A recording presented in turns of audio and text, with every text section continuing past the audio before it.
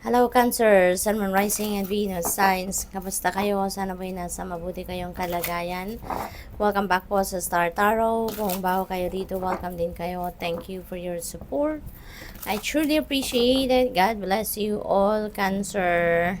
Maraming salamat po sa mga likes and subscribes ninyo. Maraming salamat din sa mga heartwarming comments na iniiwan ninyo sa ating mga videos. Thank you, I appreciate it. Pauna mensahe po ninyo, Six of Swords. Ayan, so, travel, no? Magta-travel si Cancer for whatever reason. You are going to travel, maaring may relocation ditong magaganap or pwede rin na para sa iba sa inyo, yung travel na to could be related no to opportunities na hatid ng Eight of Wands and the full energy. Kasi meron ding opportunities dito na dadating, merong mga bagong oportunidad, posibilidad na dadating. It could be related also to Page of Pentacles energy kasi this is good news coming your way related naman sa mga ano ninyo sa trabaho, no? Related sa trabaho, career, or source of income, bagong money path, yung mga ganon. So, maybe yung travel ninyo, since Eight of Wands is also at travel energy, so most likely, meron kayong mga ganon gagawin sa ngayon. Baka related sa pagkakakitaan, yung ganon. Sa Six of Swords, meron kayo ritong iiwanang sitwasyon na mahirap na para sa'yo. This is siguro matagal na ninyo naramdaman ang hirap dito sa sitwasyon na to. At naghintay kayo na naghintay no, ng tamang pagkakataon. Kasi siguro, kumbaga binigyan ninyo yung sitwasyon na to ng parang timeline, kumbaga, no? Na up to this time, up to this day, yung mga ganon, no? Pag hindi pa to nagbago, talagang gagawa na ako ng paraan para makaalis sa sitwasyon na to. Kasi maaring yan, it could be a relationship issue or baka issue sa trabaho, no? Na talagang nahirapan na kayo at maybe nagpasensya kayo, naghintay kayo ng siguro panahon or pagkakataon na or umasa kayo na baka magbago pa to na sitwasyon, baka bumuti pa ang sitwasyon na to. But maybe now, na-determine nyo na nawala na tong pupuntahan. This is going nowhere. Kaya, maaaring magdedesisyon kayo na, eto na, it's about time na for me to cut off relationship with whatever this thing, no? Yung connection ninyo, puputulin mo na dito sa kung ano man ang bagay na to or sitwasyon na ito kasi nahirapan na kayo, no? Kaya relocation is very imminent for some of you kasi baka you're going to definitely remove yourself no physically from this situation para nang sa gayon mabilis kayong makabangon, mabilis kayong makabawi, mabilis kayong makapag simula ng bagong buhay, no? With a full energy, this is something naman na bago, no? This is uncharted territory na maaaring papasukin ninyo or sisimulan. This could be anything, no? Depende sa inyong sitwasyon. Iba't ibang parte ng buhay ninyo ang maaaring magkaroon ng pagbabago. You're going to try different avenues sa ngayon. You're going to explore something new dito sa buhay ninyo, no? You're taking risk. You're taking an adventure sa sitwasyon na ito. With the Eight of Wands, as I've said earlier, travel ito. Sorry po. Meron travel na magaganap dito for some of you and this could be a long distance travel. Yun na napipick up ko dyan. So, baka abroad ang biyahe na ito.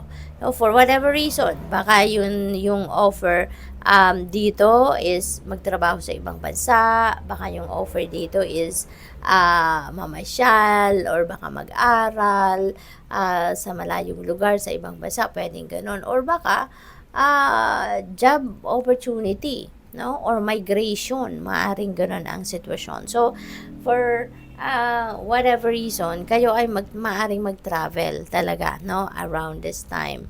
At pwede rin na meron ditong spontaneous, no? Na na bagbabiyahe ninyo. Kaya mag-iingat kayo and enjoy. Page of Pentacles, no? This is opportunity.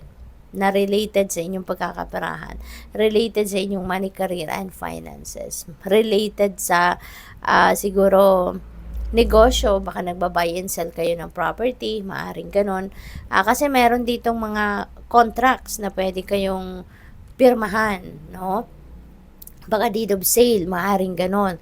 So, feeling ko, it's either kayo yung nagbebenta, siguro ng property, lupain, bahay, or baka kayo yung bumibili. Baka kayo yung baka kayo yung nagsho-shopping, no, ng property. So whatever the case may be, may mga contracts dito din na pwede talaga kayong reviewin. So before you sign any paperwork, no, kailangang make sure na binasa ninyong lahat, no, para alam ninyo kung ano yung pinipirmahan ninyo. We have a high priestess. Ayan. So, sundin ninyo, no, ang inyong intuition.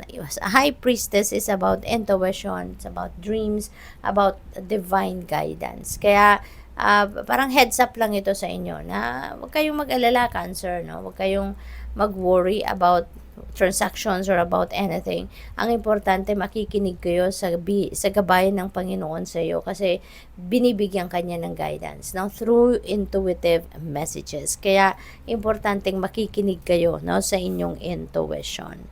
So tingnan natin kung ano pa yung mga messages ninyo for today.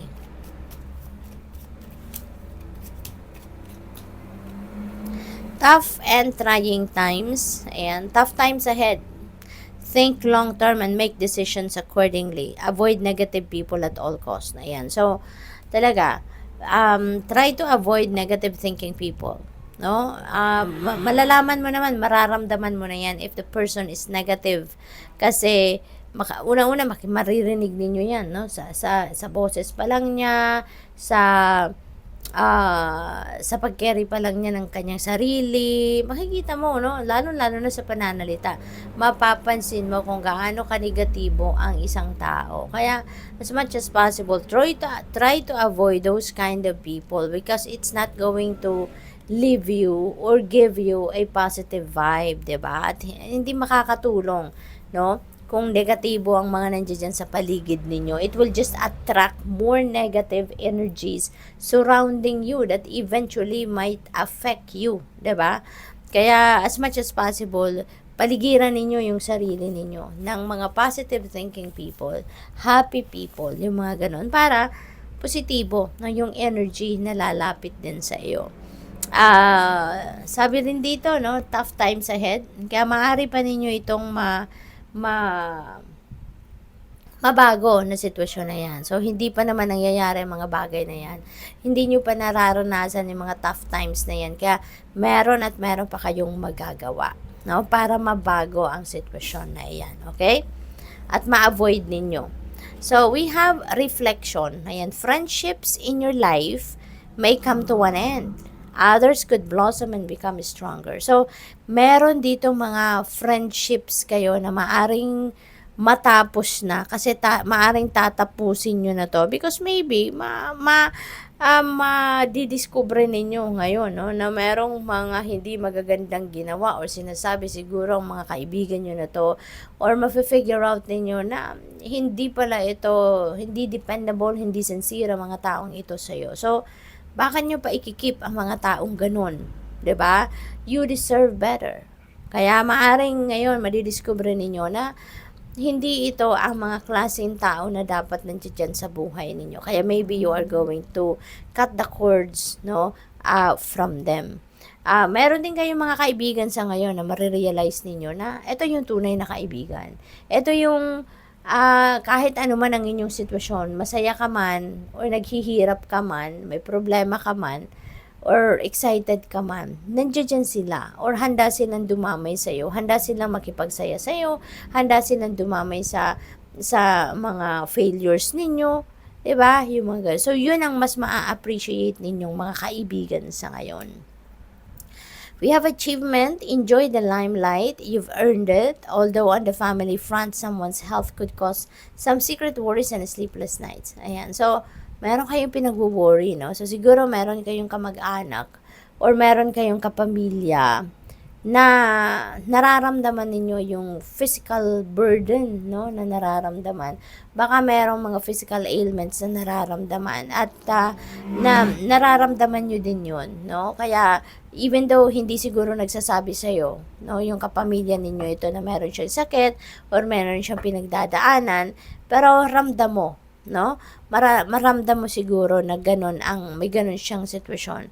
May burden siyang kini-carry. Kaya parang hindi ka rin makapag-enjoy talaga ng kasikatan mo, hindi mo rin ma-enjoy talaga yung mga achievements mo kasi mas nagwo-worry ka about those kapamilya. So, good luck sa'yo. Thank you for watching Love and Light. Namaste.